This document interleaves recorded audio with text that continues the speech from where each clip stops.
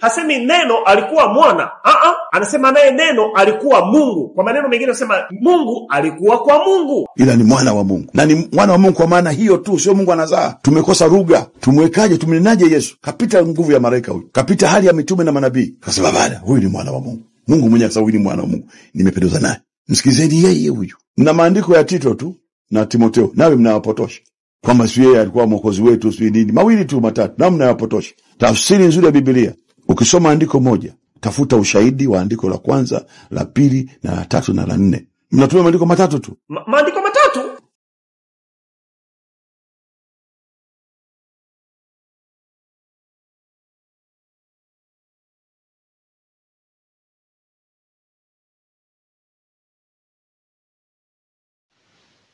Basi karibuni sana wana wa Mungu mahali popote mlipo sauti inapowafikia. Na wakaribisha sana kwenye kipindi chetu cha leo. Karibu kwenye channel ya Warning of the Last Days. Leo ni siku nyingine tena ambayo Mungu ametujalia ili tuweze kuwa na fundisho fupi linalohusiana na utatu, na tutaweza kutumia video ya watu fulani ambao wanadai kuwa wanatetea utatu ama wanaelewa hivyo, lakini kumbe wanaendelea kupotosha maandiko na kukosa kutendea maandiko haki ama kutendea ukweli haki. Kwa hivyo karibuni sana kwenye kipindi chetu cha leo, na tunaingia kwenye fundisho hili la utatu. Ni fundisho ambalo limezua gumzo kubwa na ni fundisho ambalo limewakanganya wengi, lakini Mungu ametusaidia tukaweza kuelewa na kufafanua mambo kwa kadha wa kadha.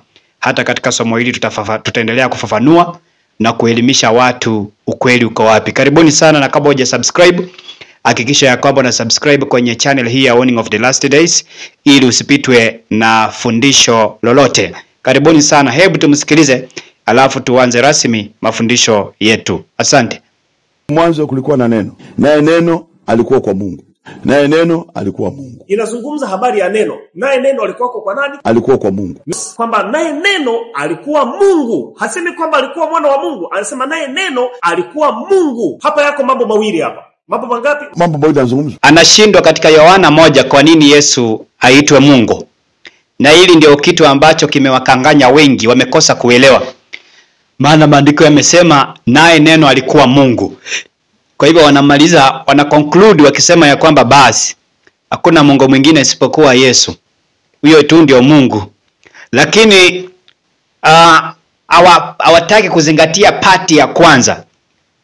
Huyo neno hata kama alikuwa Mungu, hata kama ameitwa Mungu, pati ya juu kabla aitwe Mungu, tunaambiwa halikuwa kwa Mungu. Sasa halikuwa kwa Mungu mgani wakati yeye ndio Mungu? Hiyo ndio swali ambayo tunauliza wale wanaotetea utatu. Pia wanatumia mafungo ambayo yameweza kuwaingiza kwa kichaka kabisa, wakapotelea huko kabisa.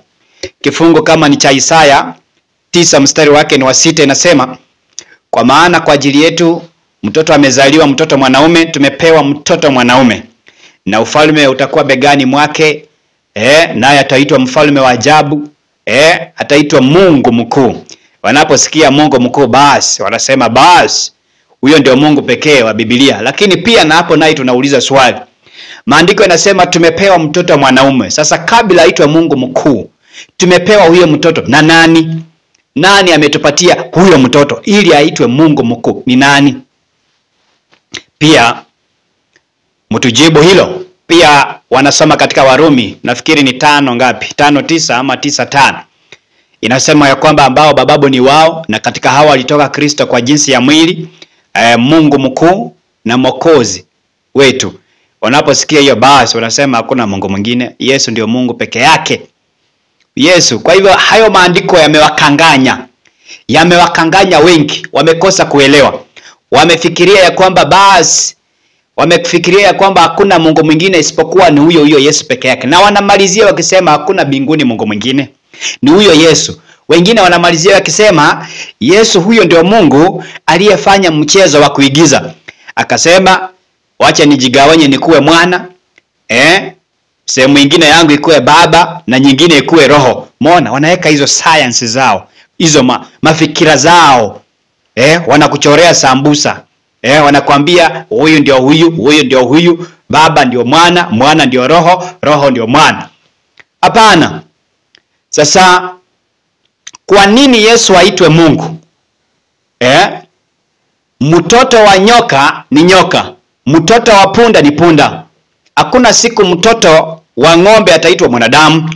Kwa hivyo Yesu anapoitwa Mungu, anaitwa Mungu kwa sababu yeye ni mwana wa Mungu. Na mwana wa Mungu ni Mungu kwa asili. Ni Mungu kwa asili. Ni Mungu kwa asili. Yesu anapoitwa Mungu katika maandiko, haimaanishi ya kwamba sasa yeye ndio huyo Mungu wa pekee wa kweli. Hapana. Hapana. Yeye anaitwa Mungu kwa nature, pia ameitwa Mungu kwa kurithi jina la baba yake.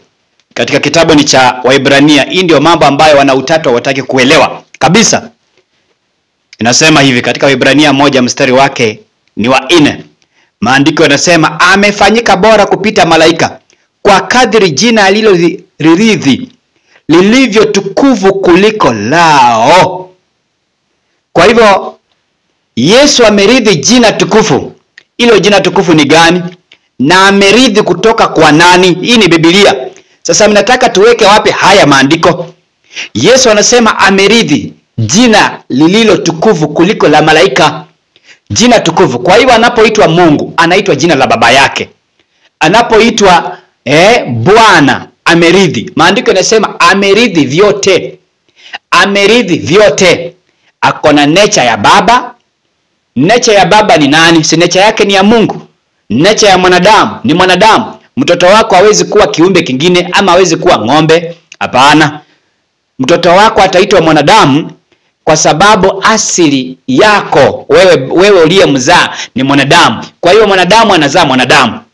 Mungu anazaa Mungu.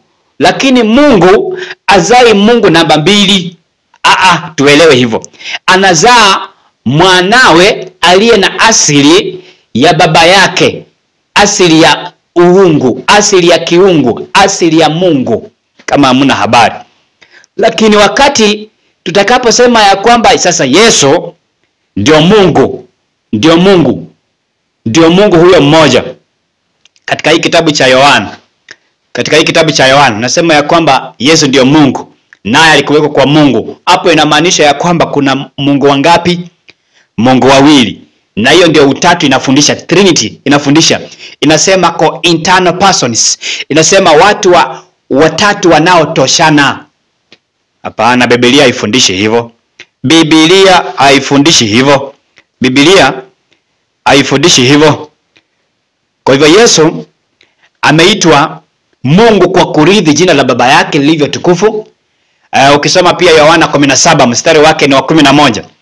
Yesu anasema kwa jina lako ulilonipa.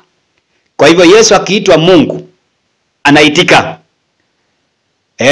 Hata wewe wakati umerithi jina la baba yako, wakikuita jina la baba yako shule utaitika. Lakini baba yako akiwa, wakati wanaita hilo jina, baba yako ndiye anafaa haitike, kama hamna habari. Kwa hivyo nafikiri utaelewa pole ndugu rafiki yetu mpendwa mchungaji ambaye ametoka shule hivi juzi. Sikiliza habari hizi na usikilize maandiko haya ninayoyatoa. Mungu akujalie kuelewa na tunakupenda sana. Hebu tuendelee kumsikiliza anasema nini. Karibuni sana wapendwa, tuendelee kumfuatilia tunapoweka mambo sawa. Kama neno alikuwa Mungu, basi itaturahisishia katika mlinganyo wetu kwenda katika kila sehemu itakapoapia neno, sisi tutaweka Mungu. Maana anasema naye neno alikuwa Mungu. Kwa kama neno alikuwa Mungu, basi kila sehemu ambapo tutaona neno, basi tutaweka sisi Mungu. Rudia sasa kulisoma pale pamoja. Fungu linasema hapo mwanzo kulikuwako nani? Mungu. Naye Mungu alikuwako kwa Mungu. Naye Mungu alikuwa Mungu. Simple. Umeona? Naye Mungu alikuwa Mungu. Rafiki yetu naona anaendelea kupotea kabisa.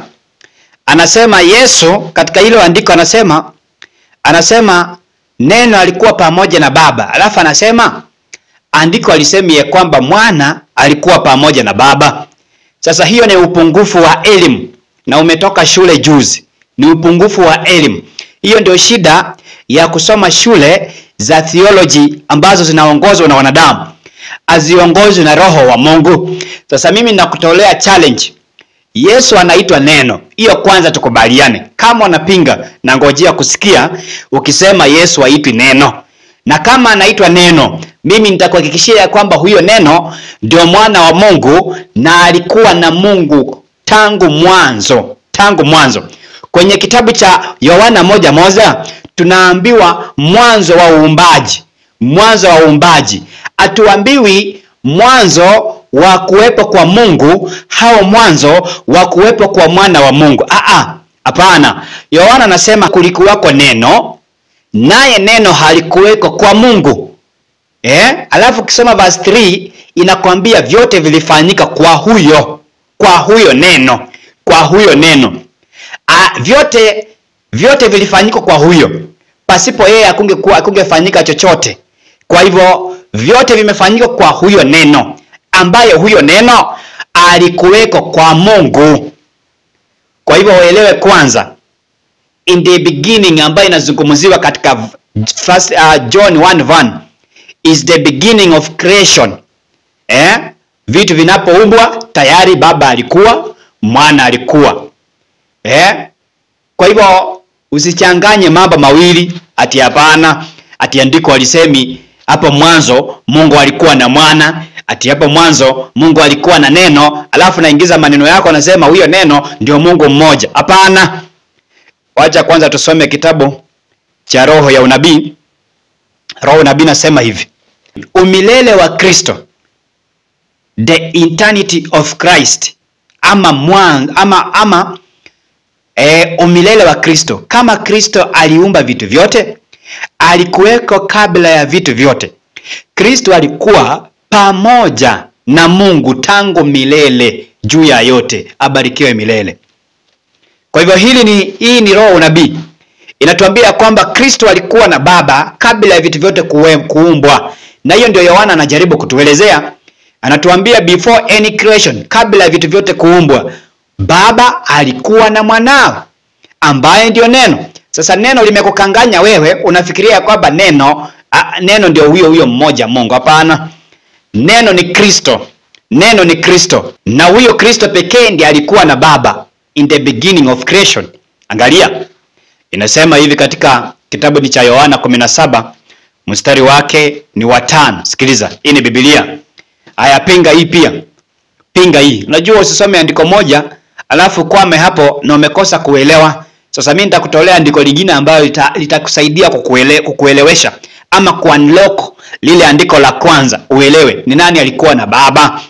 Katika Yohana 17 mstari wake ni wa 5 inasema, na sasa Baba unitukuze mimi pamoja nawe kwa utukufu ule niliokuwa nao pamoja nawe kabla ya ulimwengu kuwako. Muona Yesu vile anasema, Baba unitukuze kwa utukufu ule niliokuwa nao kabla ya ulimwengu kuwako.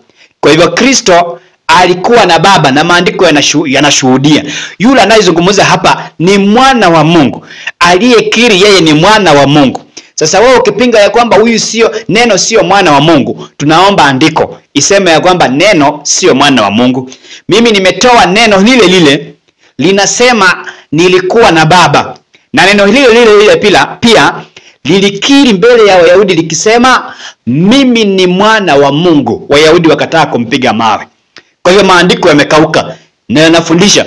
Pia Wakolosai 1:15 Kristo anahakikisha anasema yeye ni mfano wa Mungu asiyeonekana, mzaliwa wa viumbe vyote, the firstborn of all creatures. Kristo ni mfano, na huyo ndio neno pekee aliyekuwa na Baba katika mwanzo wa uumbaji wa vitu vyote. Kwa hivyo ni Kristo, sio mwingine. Labda tungojee unapinga wapi ama ni wapi uelewe au uelewi pia tukueleweshe. Asante. Hebu tuendelee kumsikiliza. Na sio mwana alikuwa pamoja na Baba, bali Mungu alikuwa pamoja na Mungu. Na sio mwana alikuwa pamoja na Baba, bali Mungu alikuwa pamoja na Mungu. Pia kama nilivyowaambia mwanzo, wana utatu wao wanajikanganya sana. Na maandiko mengi yanawakanganya sana yanapotaja uungu wa Yesu ama yanapotumia jina la Yesu alilorithi. Wana utatu wanakanganya, wanamix na Baba, wanamfanya kuwa ni mtu mmoja, lakini sio. Sasa baadaye amemalizia kusema Biblia yote kuanzia mwanzo mpaka mwisho imemtaja Yesu kama Mungu. Correct, ni kweli.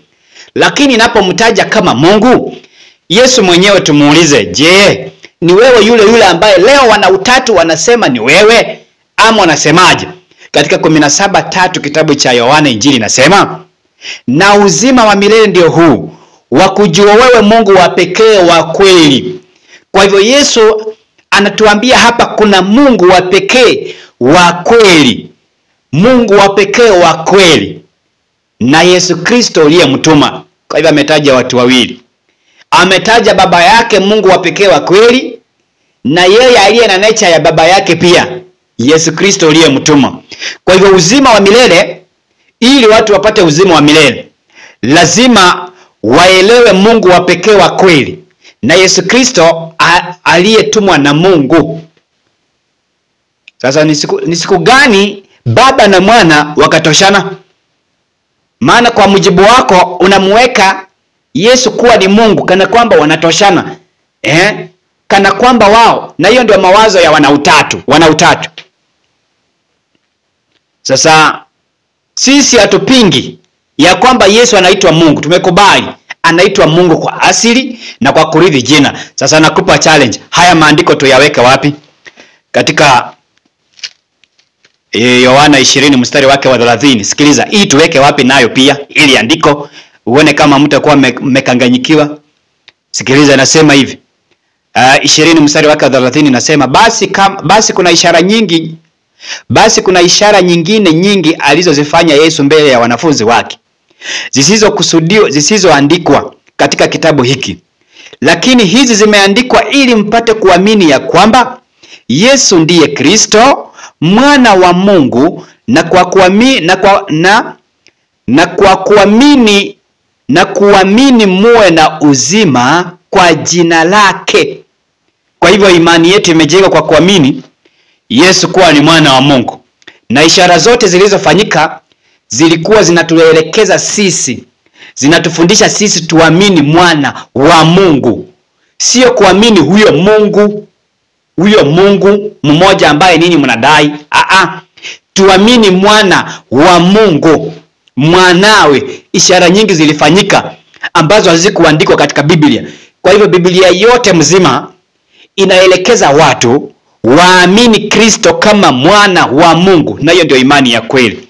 Pia katika Yohana 3 mstari wake ni wa 16 inasema, kwa maana jinsi hii Mungu aliupenda ulimwengu hata akamtoa mwanawe wa pekee, ili kila mwaminie asipotee bali awe na uzima wa milele. Hayo maandiko mnataka tupeleke wapi? Kwa hivyo lazima tuamini Yesu kama mwana wa Mungu ili tupate uzima wa milele. Lakini leo watu wamemkataa kumwamini Yesu kama mwana wa Mungu, wamemfanya kuwa Mungu mmoja aliye katika nafsi tatu. Leo hiyo ndio kitu ambacho huyu jamaa anajaribu kukitetea. Lakini sio hivyo. Biblia inatuelekeza tuamini Christ as the Son of God, and that is our faith. Imani yetu katika waraka wa kwanza wa Yohana 5 mstari wake ni wa 3 inasema hivi, mwenye kushinda ulimwengu ni nani?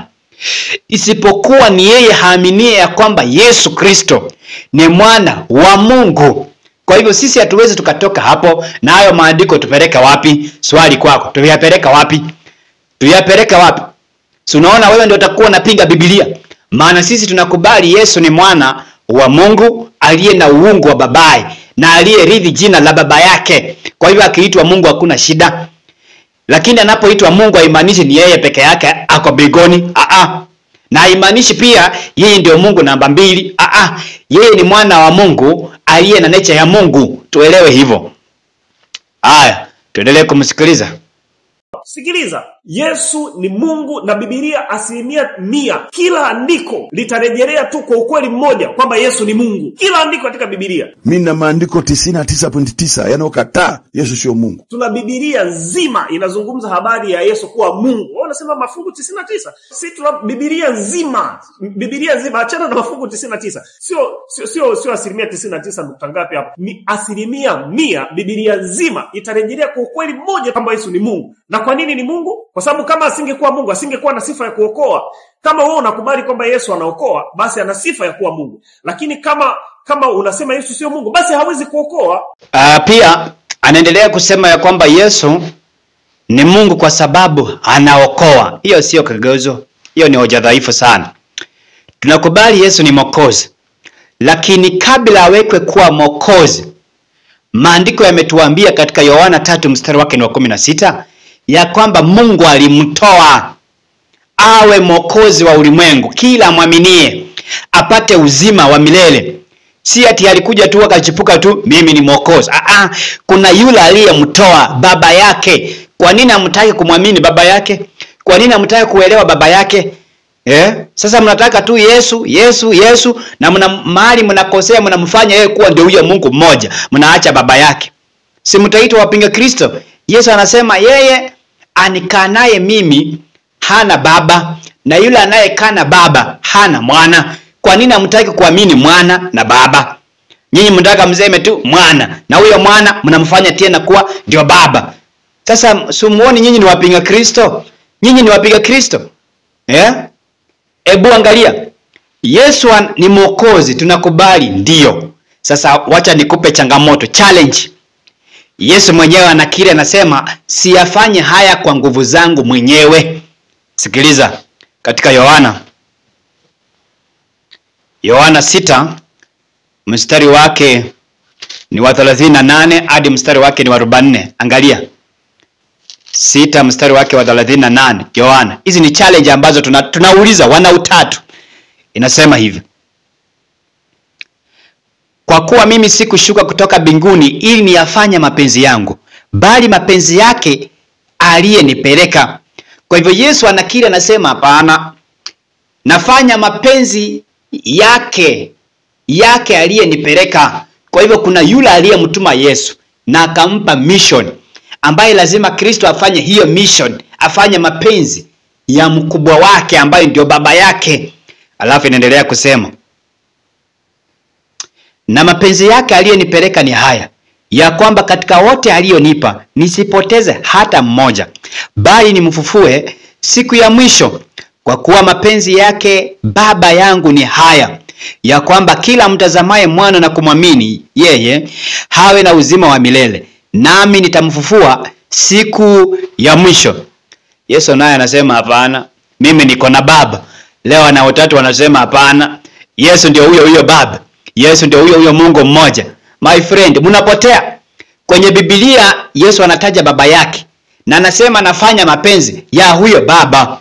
Andiko lingine ni Mathayo 12 mstari wake ni wa 50. Sikiliza. Angalia. Haya maandiko kama tukiyafuatilia na kuyatendea haki yataweza kutufungua macho. Lakini kwa sababu watu wamejaa utatu, watu wamelewa mafundisho kutoka shule, hawataki kusikiliza Biblia tena. Wameweka Biblia kando, wameenda na kile walichokiaminishwa kule kwa mashule. Angalia, hatari kubwa sana kwenye ulimwengu wetu wa leo wa kidhehebu. Inasema hivi, angalia. Kwa maana yoyote atakayefanya mapenzi ya baba yangu aliye mbinguni, huyo ndiye ndugu yangu na umbo langu na mama yangu. Yesu anasema hata wafuasi wake lazima wafanye mapenzi ya baba yake aliye mbinguni. Kwa hivyo Kristo, tunapoenda kwa Kristo, anatufunulia baba yake. Anatuambia mimi niko na baba, na baba yangu ndiye aliyenituma na ameniambia nifanye ABCD. Kwa hivyo na nyinyi lazima mfanye hayo mapenzi ambayo mimi niliagizwa niyafanye. Aya, andiko lingine la mwisho. Yohana 5 mstari wake ni wa 19. Angalia 5:19 inasema hivi. Haya maandiko mnataka tupeleke wapi? Wana utatu. Mnataka tupeleke wapi? Inasema hivi 19, mwana hawezi kutenda neno mwenyewe ila lile ambalo amemuona baba analitenda, kwa maana yote hayatendayo yeye ndiyo hayatendayo mwana vile vile.